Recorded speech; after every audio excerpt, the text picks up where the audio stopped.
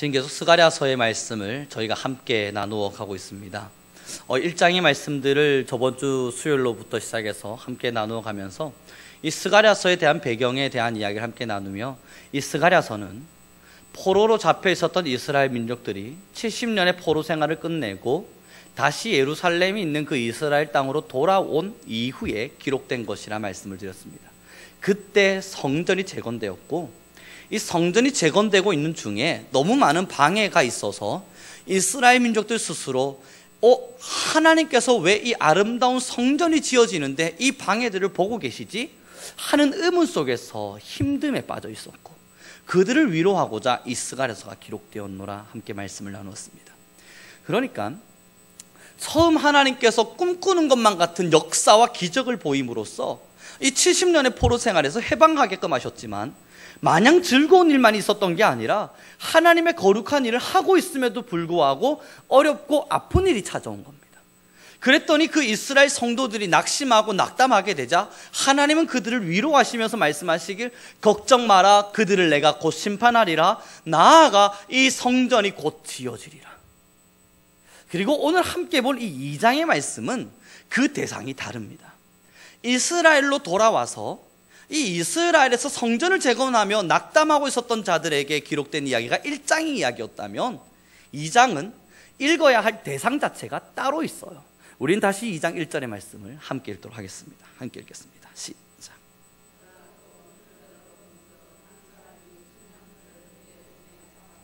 아멘. 이 스가랴가 눈을 들어서 또 환상 가운데 보니까 측량줄을 손에 잡고 있는 누군가를 보았습니다. 그리고 나서 2절의 말씀을 함께 읽지요. 내가 어디로 가느냐 물은즉 그가 내게 대답하되 예루살렘을 측량하여 그 너비와 길이를 보고자 하노라 하고 말할 때에, 3절 내게 말하는 천사가 나가고 다른 천사가 나와 그를 맞이하며 이르되 너는 달려가서 그 소년에게 말하여 이르기를 예루살렘은 그 가운데 사람과 가축이 많음으로 성곽 없는 성읍이 될 것이라 하라. 이제 이 천사 한 명이, 이 누군가 바라봐지는 이 한 사람이 측량줄을 잡고 갈 때 스가랴가 물은 거예요. 어디 가느냐? 그랬더니 이 사람이 이야기합니다. 나는 예루살렘의 길이와 넓이가 얼마나 큰지 한번 측량하러 간다. 그때 한 천사가 나타나 말하기를, 너는 가 말하라. 이 예루살렘 땅에 너무 많은 목축과 가축이 있어서 그 넓이와 길이를 굳이 재지 않아도 된다. 이 감히 감당할 수 없을 만한 넓이와 길이가 될 것임을 이야기하면서 이 이스라엘, 예루살렘이라고 하는 곳에 얼마나 대단한 축복이 일어날 것인지를 말하고 있습니다. 그런데 아까 말씀드렸잖아요. 이 글을 읽는 대상은 1장과 다르다고요. 2장에 나오는 이 성경을 읽게 될 대상이 누구냐면 바벨론에 여전히 남아있는 사람들입니다. 이 이스라엘이 포로 생활이 돼서 와 해방됐다 하고 이스라엘로 전 국민들이 다 뛰어나온 게 아니에요. 정말 일부만 뛰어나왔습니다. 포로 기한이라고 하는 건 3차에 의해서 이루어지는데, 첫 번째 기한이 됐을 때 조금, 두 번째 기한이 이루어질 때 조금, 세 번째 기한이 이루어질 때 조금 나와요. 다시 말씀드리면 이스라엘이 포로 생활이 끝나고 바벨론의 왕이 가라, 너희 가서 마음껏 하나님 섬겨라 라고 이야기했을 때 모두 다 나온 게 아니라는 겁니다. 몇 명만 나온 거예요. 일부만 나온 거예요. 그 나머지는 여전히 그 땅에 남아 있습니다. 왜요? 두려움 때문입니다. 이 세상에서 가장 무서운 게 뭐냐면 미래에 대한 불확실성이에요. 사람의 마음속에서 가장 불안한 것은, 가장 무서운 것은 미래에 대한 불확실성입니다. 내일 당장 무슨 사고가 나면 어떡하지? 내가 만약에 이것을 선택했는데 이 선택이 나를 망하게 하면 어떡하지? 나에게 안 좋은 일이 다가오게 하면 어떡하지? 이러한 선택에 대한 불확실성, 미래에 대한 불확실성은 사람의 마음에 언제나 공포로 찾아오죠. 그래서 어떤 이들은 점을 보기도 하고요, 어떤 이들은 무당을 찾아가기도 하고, 어떤 이들은 역술인들을 찾아가면서 자신의 미래를 물어보기도 합니다. 왜냐하면 지금 우리가 함께 살아오면서 알겠지만 내일을 확신할 수 있는 사람이 없기 때문입니다. 오늘 아무리 행복했었어도 내일 되면 불행해지고, 내일 내가 이러한 일을 해야지 계획했지만 그 다음날 되어보면 아무 일도 하지 못하는 무능한 우리를 바라보기도 하고, 내일 나는 정말 행복한 삶을 살 거야 결심했지만 내일 처절할 만큼 눈물 흘리는 날이 우리에게 찾아오기도 합니다. 이 미래에 대한 불확실성, 이 사람들이 왜 바벨론에 그대로 남아 있었냐면요, 이스라엘로 가면 굶어 죽을 것 같아서입니다. 하나님께서 나오라 명해서 탁 나갈 때 몇몇은 나갔지만요, 이 70년의 포로 생활을 하면서 나름대로 자신들의 삶의 터전을 가꾼 사람들이 있어요. 그 공간 안에서 이 포로 생활을 하면서도 자기들의 나름대로 삶의 터전을 가꾼 사람들이 나갈 수가 없는 거예요. 괜히 나갔다가, 괜히 저 이스라엘로 나갔다가 겨우겨우 여기까지 와서 이제 좀 살만한데, 이제 포로 생활도 좀 적응할 만하고 70년이 좀 지나다 보니까 이제 내 자녀들도 이 정도로 장성해졌고 괜찮아졌는데, 굳이 하나님이 부르시는 저 이스라엘 저곳으로 다시 가서 성전 재건한다고 고생하고 아무것도 없는 황폐한 그곳에 가서 다시 먹고 살려고 논밭 경작하고, 이 깝깝한 겁니다. 그러니까 이스라엘 민족들 중에 대다수가 나오지 않았습니다. 미래에 대한 불확실성, 하나님의 말씀에 대한 믿음이 없어서입니다. 그래서 하나님이 말씀하시는 거예요. 함께 보도록 하겠습니다. 6절의 말씀을 함께 읽어보도록 하죠. 함께 읽겠습니다. 시작. 여호와의 말씀이니라. 이는 내가 너희를 하늘 사방의 바람같이 흩어지게 하였음이니라. 여호와의 말씀이니라. 그리고 7절 말씀이에요. 바벨론 성에 거주하는 시온아, 이제 너는 피할지니라. 이 바벨론에 앉아서 안주하고 있는 이 이스라엘 민족들에게 하나님 말씀하는 거예요. 오라, 너희는 그 북방 땅, 바벨론의 그 땅에서 도피하라. 도피해서 빨리빨리 나오라. 이제 너희는 거기 안주하지 말고 시온아, 빨리 이스라엘로 돌아와 피하라. 왜 그러합니까? 8절과 9절 우리 함께 읽도록 하겠습니다. 시작. 이같이 말씀하시되 영광을 위하여 너희를 노략한 여러 나라를 보내셨나니 너희를 범하는 자는 그의 눈동자를 범하는 것이라. 내가 손을 그들 위에 움직인즉 그들이 자기를 섬기던 자들에게 노략거리가 되리라 하셨나니 너희가 만군의 여호와께서 나를 보내신 줄을 알리라. 나머지 10절은 제가 읽어드립니다. 여호와의 말씀에 시온에 따라 노래하고 기뻐하라. 이는 내가 와서 내 가운데에 머물 것임이라. 아멘. 이제 하나님의 진노가 바벨론을 향하고 있는 거예요. 바벨론에 있는 이스라엘 민족들은 저 이스라엘로 가면 망할 것 같은 거예요. 저기로 가면 나름대로 자신들이 안주할 수 있는 삶이 더 힘들어질 것만 같아서 나 안 가야지, 난 바벨론에 그대로 있어야지 안주하고 있는데, 하나님 말씀하시길 뭐라 말씀하십니까? 이제 나의 진노가 이 바벨론을 향할 것이다. 그러니 빨리 도피하라.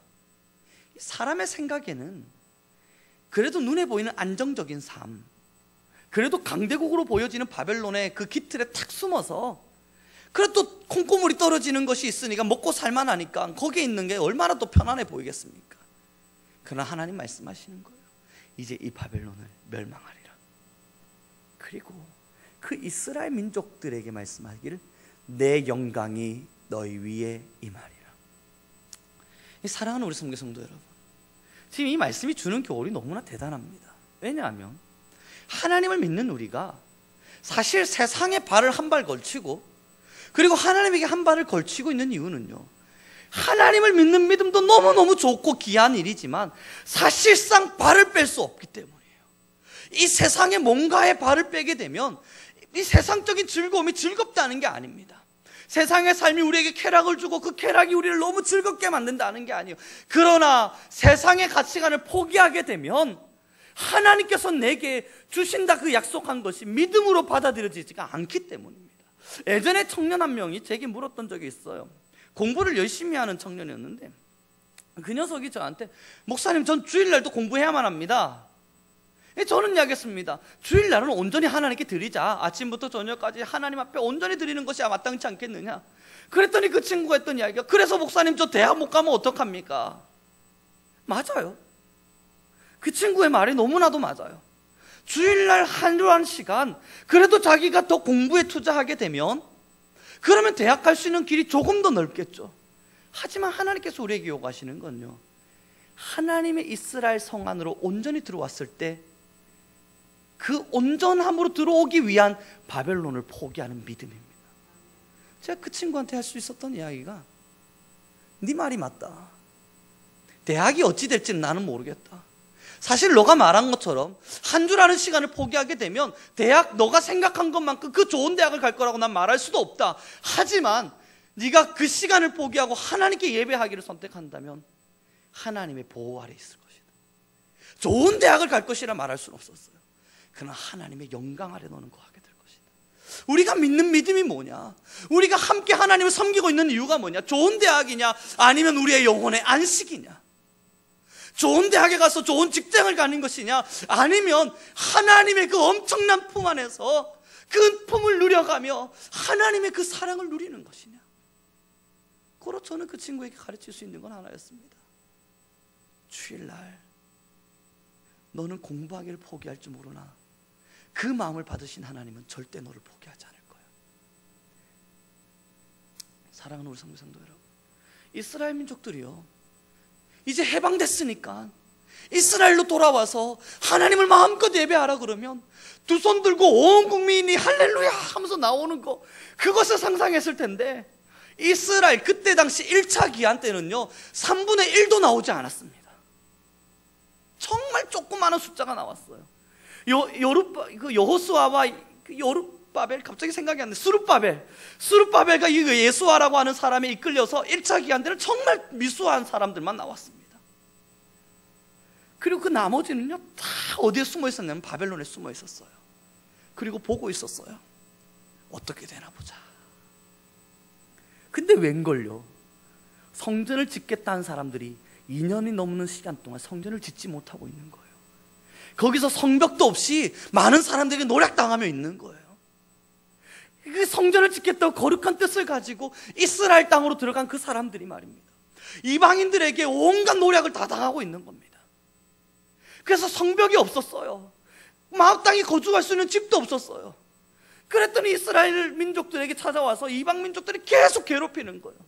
그러니 바벨론에 있는 사람들이, 맞아, 우리의 선택이 확실했어, 내가 잘 선택한 거야, 정말 나는 잘 선택한 거야, 안주하고 있었을 때 하나님이 그들에게 뭐라 말씀하신 줄 압니까? 너는 보지 못하겠지만 이제 이 바벨론을 향한 나의 진노가 이 말이라. 빨리 피하라. 우리는 미래의 불확실성 속에서 두려움에 떨고 있습니다.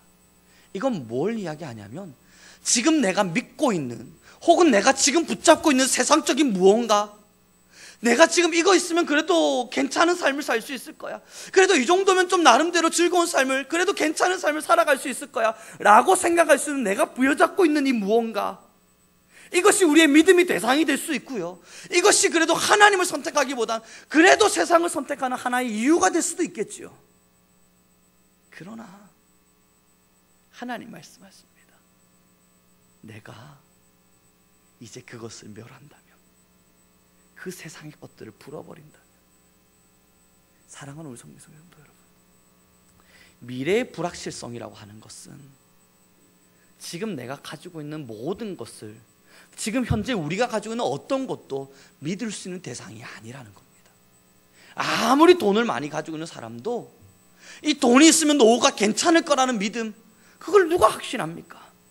그 다음날 그 돈이 사라질 수 있거든요. 그러니 우리는 두려워하는 겁니다.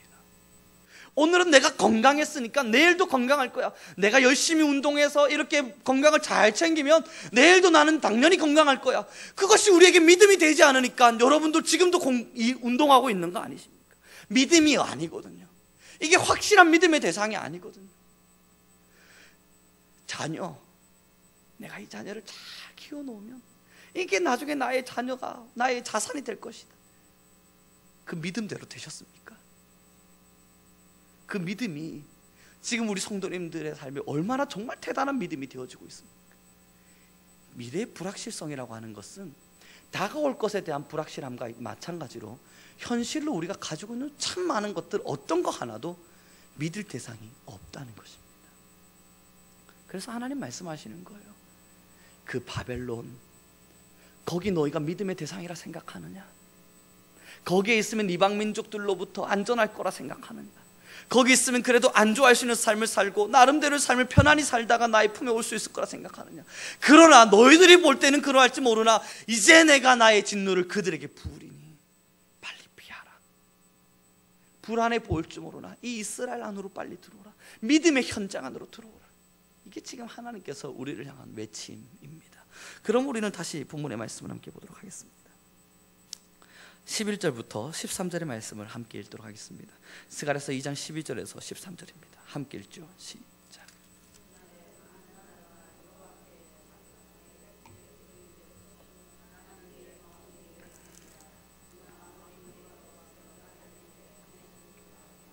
여호와께서 장차 유다를 거룩한 땅에서 자기 소유 삼으시고 다시 예루살렘을 택하시리니 모든 육체가 여호와 앞에서 잠잠할 것은 여호와께서 그의 거룩한 초소에서 일어나심이니라 하라 하더라. 제가 이 13절을 읽으면서 얼마나 눈물이 나던지 말입니다. 이 말씀 한번 보십시오. 얼마나 감동이 되는지 보십시오. 이 상상하면서 보세요. 모든 육체가 여호와 앞에서 잠잠하라. 너희가 지금까지 나는 괜찮아 안전할 거야 생각했냐? 그 어떤 게 너희들에게 믿음의 대상이 되느냐? 모든 육체야 잠잠하라. 이제 여호와께서 심판의 깃대를 들고 그의 거룩한 초소에서 일어나셨느니라. 이 얼마나 감동이 되는 이야기입니까? 하나님을 전적으로 의지하며 살아가는 사람들을 위해서 하나님이 직접 그의 초소에서 일어나셨다는 거예요.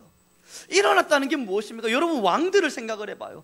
보좌에 앉아가지고 막 이런저런 것을 지시하는 그 왕들이 자리에서 막 일어납니다. 자리에서 일어날 때는 이제는 내가 정말 대단한 일을 보이겠다는 확고한 신념이에요. 이제 자리에서 일어났다는 것은 내가 움직일 때가 되었다는 것을 보여주는 것입니다. 사랑하는 우리 성도의 성도 여러분, 우리의 신념과 우리의 믿음은 어디를 향해 있습니까? 누누이 우리는 함께 말씀을 나누고 있지만 소돔과 고모라가 보이는 왼쪽과 하나님의 나라가 보이는 오른쪽, 그곳에서 우리는 어디를 선택하기를 원합니까? 우리의 믿음과 우리의 마음과 혹은 우리의 생각은 마땅히 하나님의 나라지만 스스로 우리가 한 번쯤 돌이켜야 할 것은, 우리가 스스로 한 번쯤 돌이켜봐야 할 것은 정말 우리가 하나님을 신뢰하고 있는가입니다. 혹여나 우리가 가지고 있는 것을 신뢰하면서 하나님을 신뢰해 말씀하진 않으십니까?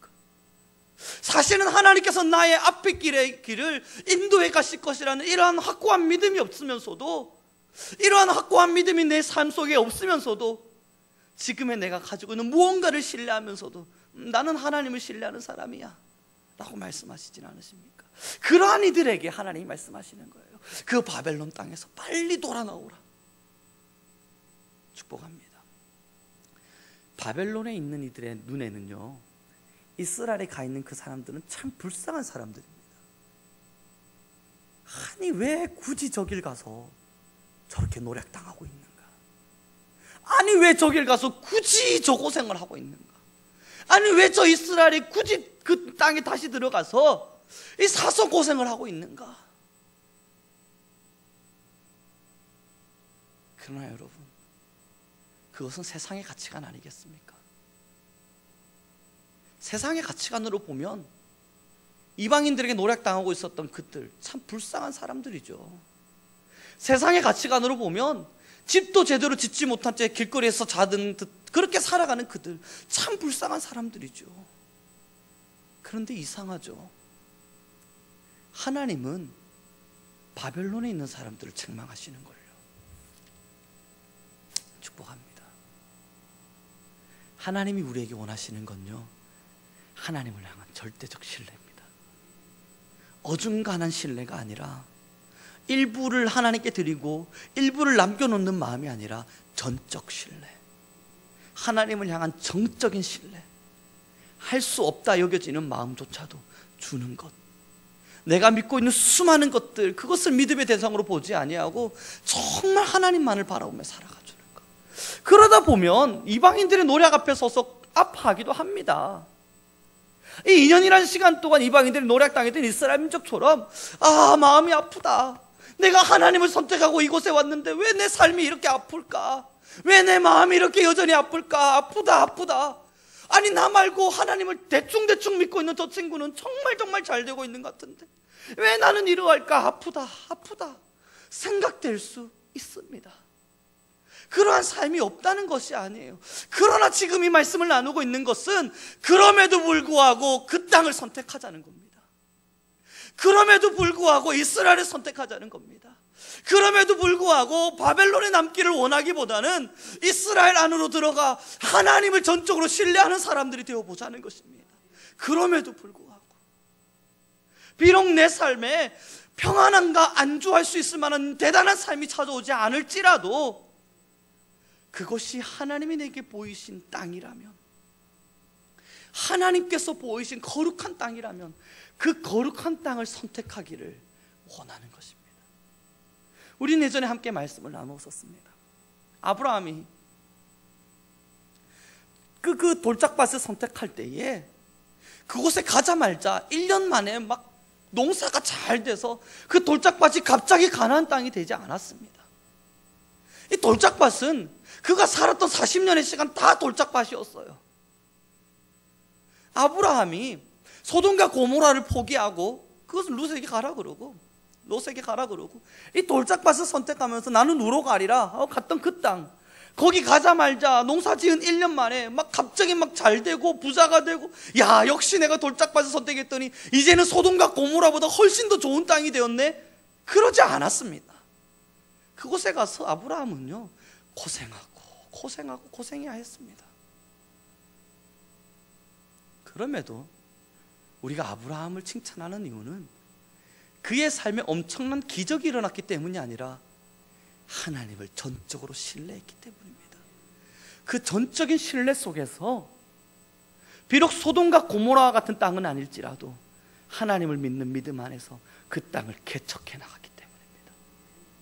그리고 하나님은, 우리 성도님들이 성경을 다 보셨겠지만 아브라함을 단 한 번도 버리지 않으셨습니다. 그가 기도할 때 그의 기도를 들으셨습니다. 성경에 이런 이야기가 나오죠. 내가 하려고 하는 것을 아브라함에게 감추는 것이 마땅치 아니하니. 그만큼 아브라함은 하나님과 정말 긴밀한 관계에 서 있었습니다. 그럼 이제 우리는 선택의 기로에 서죠. 소돔과 고모라를 선택하시겠습니까? 비록 고달프고 힘든 삶의 여정일지 모르나 하나님과 사랑하는 관계를 선택하시겠습니까?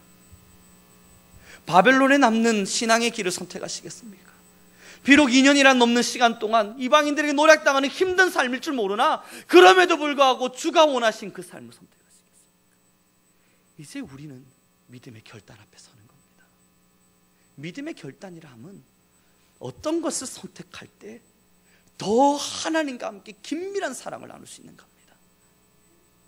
믿음의 선택이라 함은 내가 이것을 선택하면 이 땅에서 부자가 될 거야, 내가 하나님 앞에서 이것을 선택하면 미래에 굉장히 좋은 일들이 일어날 거야, 내가 하나님 앞에서 이것을 선택하면 바벨론보다 더 부유한 삶을 내가 살아갈 수 있을 거야, 그러한 것으로 선택되는 것은 기준이 아닙니다. 우리의 선택의 기준은 무엇을 선택해야 하나님과 더 뜨거운 사랑을 나눌 수 있을 것인가, 어떤 것을 선택해야 하나님과 더 긴밀한 관계를 유지할 수 있을 것인가, 무엇을 선택해야 하나님이 나를 더 사랑하실 것인가, 이러한 기준 속에서 우리는 무언가를 선택합니다. 말씀 마무리 짓도록 하죠.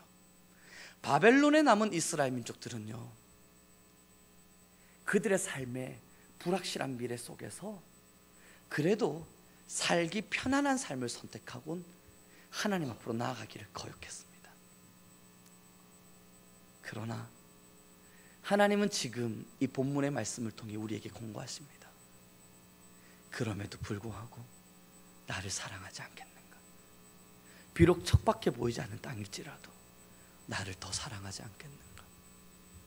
비록 삶의 불안함과 때로는 삶에 찾아오는 어려움이 있음을 확신할 수 있는 그 삶이라 하더라도, 때로는 내가 원하지 않는 삶이라 하더라도, 때로는 내가 맞닥뜨리고 싶지 않은 그러한 일이라 하더라도 그 선택이 하나님과 더 사랑할 수 있는 길이라면 그럼 그 길을 선택하지 않겠는가? 주님은 지금 이 스가랴서 2장의 말씀을 통해 우리에게 이것을 부탁하고 또한 권고하고 계신 것입니다. 축복합니다. 믿음의 선택을 통해 무엇을 얻기를 원하십니까? 하나님과 영원히 함께함입니까? 이 땅의 부유함입니까? 우리가 믿음을 가져야지, 내가 신앙을 가져야지, 내가 하나님을 믿어야지 선택한 그때 우리 성도님들은 무엇을 위해서 이 자리에 오셨습니까? 예수님이 말씀하시지 않으셨습니까? 너희가 왜 사막으로 나아갔더냐? 비단 옷을 입고 부유하게 살아가는 자들을 보기 위해서더냐? 아니면 하나님의 말씀을 듣기 위해서더냐? 사막 사도 세례 요한에게 찾아간 이유는 그곳에 비단옷이 있기 때문이 아니라 그곳에 가서 하나님의 말씀을 듣기 위해서였습니다. 그럼 우리 성도님들이 이 땅에서 신앙을 선택한 이유는 무엇입니까? 이 불확실한 미래 속에서 내 삶에 조그마한 더 좋은 돈이 있기를, 내 삶에 조금 더 괜찮은 건강이 찾아오기를, 내 자녀들이 그래도 잘 되는 삶을 살아가기를, 그 또한 마땅하지만 그러나 정말 우리가 선택한 이 신앙의 이유는 하나님과 사랑하기 위해서입니다. 비록 그리 아니할지라도. 기도하겠습니다.